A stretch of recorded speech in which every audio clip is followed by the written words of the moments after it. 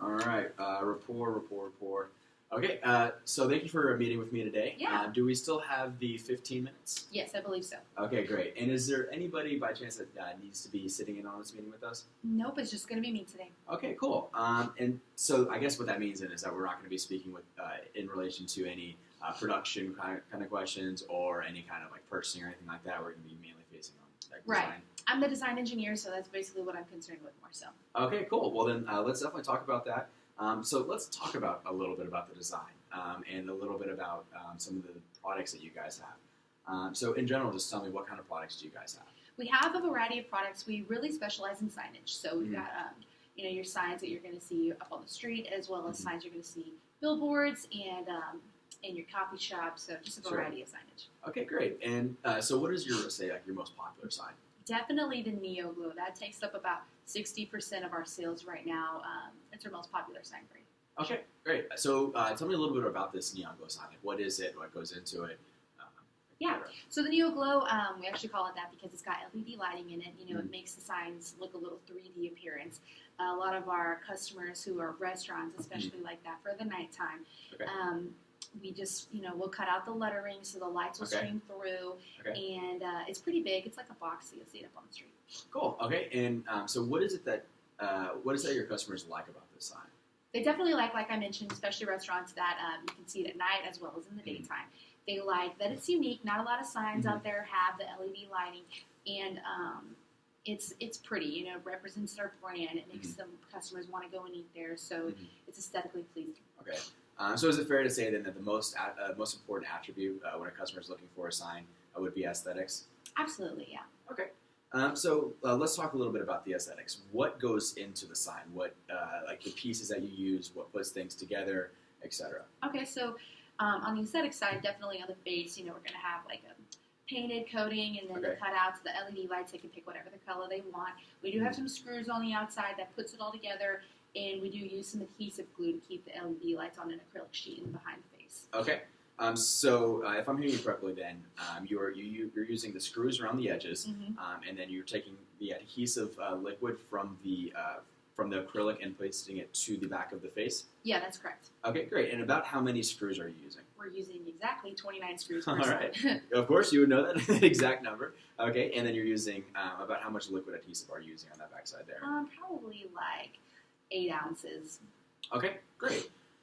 So some of the things that I found in the industry across our customer base, where our clients are coming back and saying, this is what we'd like to fix, this is what I'd like to upgrade, is that across the different signs that are out there, especially the ones that are more rainy parts of the area, we're finding a lot of rust that are coming on the nails on the outside, and then some of the more windy areas, we're seeing that the sign, if you're using the screws, will actually separate from the acrylic if you're using the adhesive glue there as well.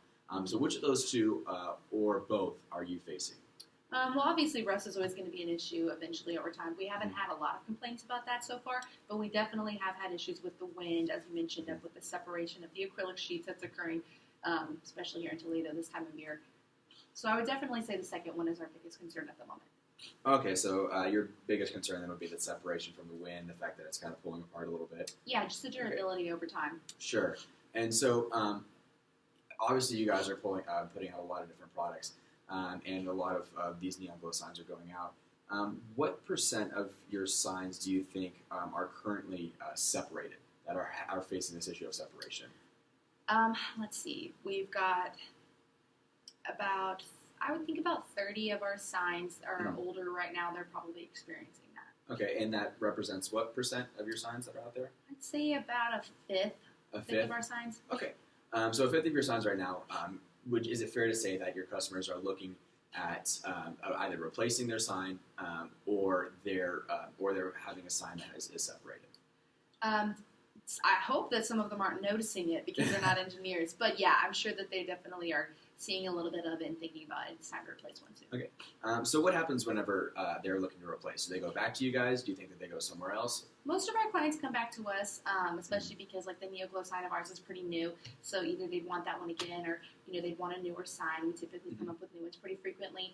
Or unfortunately, they might turn somewhere else. Okay. So then I got to ask this. So what does that do for you guys if they do go somewhere else? Well, I mean, it drives our sales down. It makes me not look so good as a design Yeah. engineer. People aren't going to want my design. I need to be thinking about how do I make my quality higher so we're Sure. not having this issue. Okay. So it does sound then, if I'm hearing you correctly, it does sound that the wind is affecting your signs, and there are a portion of your of your clientele that is going somewhere else because of this wind. So I want to talk. Is that correct? Yeah, I would Okay. say that's right. Okay, sure. And then so it sounds like I didn't have any current issues with Rust, considering it's a newer product. Now, if we're looking into the future, say like 3 years from now, maybe 4 years from now, could you see how how the sign could be rusting around the nails? I mean, yeah, absolutely. Rust is Mhm. going to inevitably occur. So the areas that you're shipping out the signs to that aren't as windy but are as rainy or more rainy, you're shipping out your signs to them.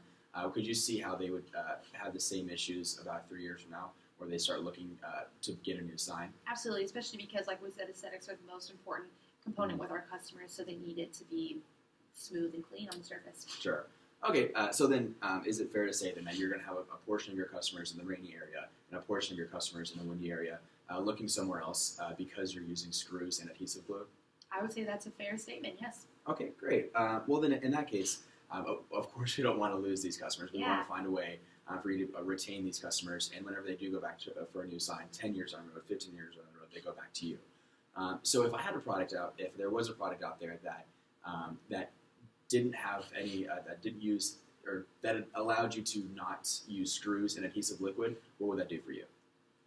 I mean, that would be a big change for us. We've been Mm. using this stuff for 35 years, and it's my design. It's what I'm comfortable with. It's what I've created. But I think that, I mean, if it's going to keep our customers coming back to us, that's something that we should definitely be looking at. Okay, great. Well, then let's take a look at it. We have the product here today. Would it be okay if I show you? Yeah, let's go. Let's look at it. Okay.